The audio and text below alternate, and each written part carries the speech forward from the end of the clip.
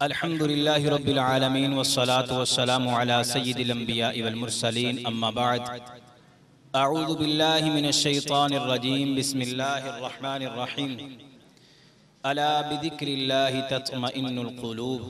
हर किस्म की हम्दो सना अल्लाह सुब्हानहु व तआला की ज़ात अक़दस के लिए, दुरूद व सलाम माक़ाए दो जहां इमामुल अंबिया जनाब मुहम्मदुर रसूलुल्लाह सल्लल्लाहु अलैहि व आलिहि व सहबिहि व बारिक वसल्लम की ज़ात गिरामी पर। हज़रात गिरामी क़दर, इंसान अपनी ज़िंदगी के अंदर हमेशा मेहनत करता है, काविश करता है कि मुझे किसी ना किसी तरह आसानी मुहैया हो जाए, सुकून मिल जाए, इत्मीनान मिल जाए। एक इत्मीनान सुकून पाने के लिए इंसान शब रोज मेहनत करता है, लेकिन वो सुकून फिर भी नहीं पाता। उसका रीजन मसलन एक चीज को इजाद करने वाला कोई है, उसको पता है कि इसके अंदर ये फॉल्ट आएगा और इसकी मरम्मत इस तरह होगी और इस तरह इसको सही किया जाएगा। इंसान को पैदा करने वाला खालिक मालिक मेरा रब्बुल आलमीन है, और अल्लाह रब्बुल आलमीन ने कुरान मजीद में इंसान के सुकून के लिए, इत्मीनान के लिए जो ऐलान फरमाया, अला बिज़िक्रिल्लाहि तत्मइन्नुल क़ुलूब।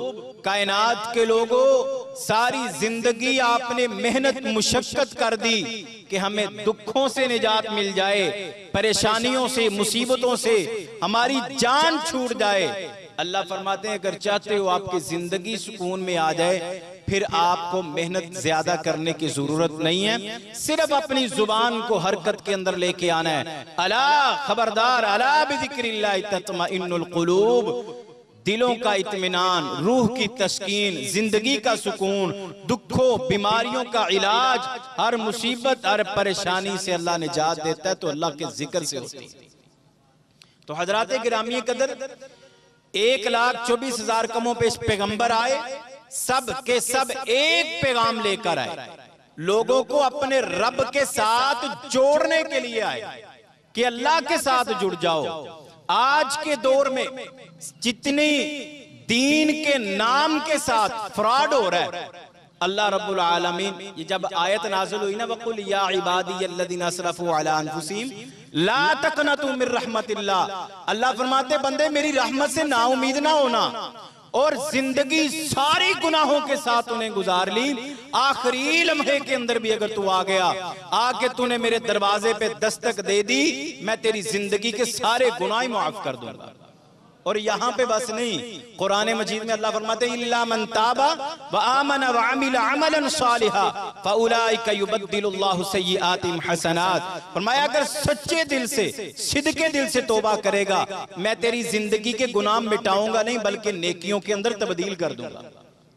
तो हजरात, जब ये आयत नाजिल हुई ना, शैतान ने चीखें मारी और उसके दाएं बाएं शतूंगड़ों ने पूछा खैरियत है, बड़ा चिल्ला रहा है।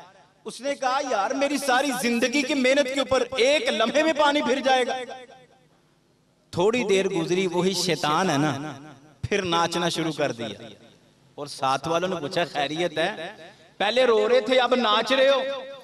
और उसने एक बात कही, मुसलमानों सबसे बड़ा शैतान का हथियार ये है।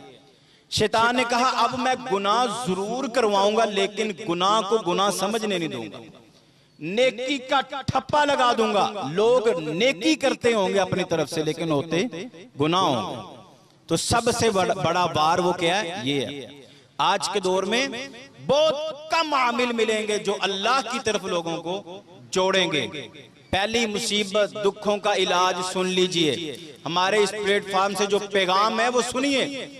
जब कोई मुसीबत आ जाए, परेशानी आ जाए, दुख आ जाए, तकलीफ आ जाए, पहला काम या अय्युहल्लज़ीना आमनू इस्तईनू बिस्सब्रि वस्सलाह, सब्र के साथ, नमाज के साथ अपने रब की मदद तलब करनी है। और आज कौन कहता है नमाज की तरफ आओ? हमें तहारत का नहीं पता, हमें नापाकी और पलीती का पता ही नहीं है, पाक रहने का नहीं पता, और हम कहते हैं जनाब हम सैयदजादे, हम ये हैं, हम फुला हैं। हजरात, बुजुर्गों का अदब, काबा के रब की कसम हमारे ऊपर लाजिम है। एक जर्रे के बराबर किसी ने अल्लाह के वली के बारे में दिल में बुग़्ज़ रखा, ज़हन में खुराफात रखी, वो बंदे के ईमान में शक है। अल्लाह के वलियों की जूती का खाक हमारी आंखों का सुरमा और हमारे सर का ताज है।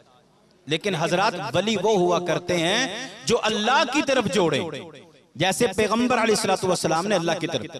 हजरत अबू हुरैरा रज़ी अल्लाह ताला अन्हु कहते हैं अल्लाह के नबी मेरे पेट में बहुत दर्द है, फरमाया उठ वुजू कर और नमाज पढ़। हजरत अबू हुरैरा रज़ी अल्लाह ताला अन्हु रावी हैं, सुनिए अल्लाह के नबी ने अपने सहाबी का यकीन कड़े पे नहीं बनाया, तावीज़ पे यकीन नहीं बनाया, आपने कहा नमाज पढ़। फरमाते मैंने वुजू बनाया, नमाज पढ़ी तो ऐसे महसूस हुआ कि जैसे पूरी जिंदगी मेरे पेट में कभी दर्द ही नहीं हुआ था। तो हजरत या अय्युहल्लज़ीना आमनू इस्तईनू बिस्सब्री वस्सलाह, अल्लाह की तरफ जुड़िए। ऐसे वज़ाइफ हजरत उम्मे सलमा रज़ी अल्लाह ताला अन्हा सर का ताज दुनिया से चला गया, आई हैं, कहते अल्लाह के नबी बड़ी गमज़दा हूं, बड़ी परेशान हूं, बड़ी तकलीफ और मुसीबत में हूं। आपने क्या फरमाया? अल्लाहुम्मा अजुरनी फी मुसीबती वखलुफनी खैरम मिनहा। ये पढ़ अपने रब से दुआ मांगो, अल्लाह रब्बुल आलमीन आपको इससे बेहतर अता करेगा। हजरत उम्मे सलमा फरमाते हैं मैं पढ़ती थी लेकिन सोचती थी पूरे मदीने में अबू सलमा जैसा कोई नजर नहीं आता, मेरे खानदान बरादरी के अंदर अबू सलमा जैसा है ही कोई नहीं, कैसा बेहतर मिलेगा।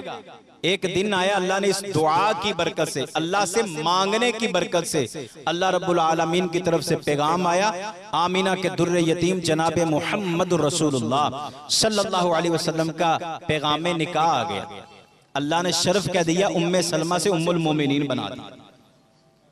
तो हजरात गिरामी कदर, हमारी जो इस प्लेटफॉर्म से दावत है, पैगाम है, वो ये है कि अपने जुबानों को अल्लाह के जिक्र से तर कर।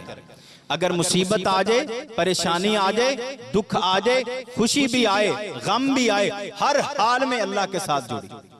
अल्लाह के नबी सल्लल्लाहु के पास एक सहाबी आया, उसने कहा या रसूल अल्लाह मुझे कोई नसीहत फरमाई, मैं रात को सोते वक्त सूरतुल काफिरून पढ़ा कर। अल्लाह के नबी फायदा क्या होगा? छोटी सी सूरत, कुल या अय्युहल काफिरून ला अअबुदु मा तु'बुदून।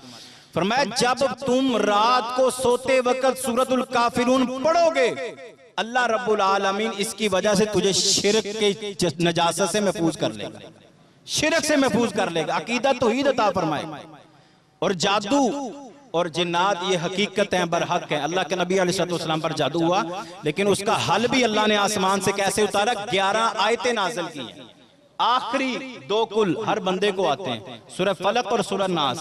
ये 11 आयतें जादू का तोड़ है। और अल्लाह के नबी सल्लल्लाहु ने फरमाया जो रात को सोते वक्त आयतल कुर्सी पढ़ता है और सूरह बकरा की आखिरी 2 आयतें पढ़ लेता है, अल्लाह रब्बुल आलमीन की तरफ से नूरानी फरिश्ते उसके निगरान बन जाते हैं, सारी रात उसकी निगरानी करते हैं। और जो सूरह बकरा से आखिरी 2 आयतों से प्यार करता है, मोहब्बत करता है और दिल जमी के साथ पढ़ता है, शौक और ज़ौक़ से पढ़ता है, तो मेरे महबूब अलैहिस्सलाम ने फरमाया अल्लाह उसके लिए रिज़्क़ के, आसानियों के, रहमतों के दरवाजे खोल देता है। जरा सोचिए कि हजरत हम कहां पे खड़े, हमें मुसीबत आती, परेशानी आती, सबसे पहले हम अपने ईमान का सौदा करते हैं। हम उनके पास जाते हैं जिनको अपनी तहारत का नहीं पता और जो अल्लाह से दूर करके अपने बड़े बड़े दावे करते हैं। तो इसलिए जब भी मुसीबत आए, परेशानी आए, दुख आए, तकलीफ आए, तो क्या करना है? अपने अल्लाह की तरफ। आखिरी बात, एक खतून आई, रोने लगी, कहने लगी हजरत साहब मेरी औलाद बड़ी नाफरमान है। मैंने कहा कितनी मेहनत करती हो औलाद के लिए? कहती मैं सारा दिन औलाद के लिए तो करती हूँ, थोड़ी सी मेहनत और कर लो। और जिसकी औलाद नाफरमान है इस मजलिस में बैठा है ना, ये नुस्खा अपने पल्ले बांध ले। तहज्जुद के वक्त उठो, 2 रकातें पढ़ो, अपने रब के आगे रो के औलाद का नाम ले लेके दुआ करना।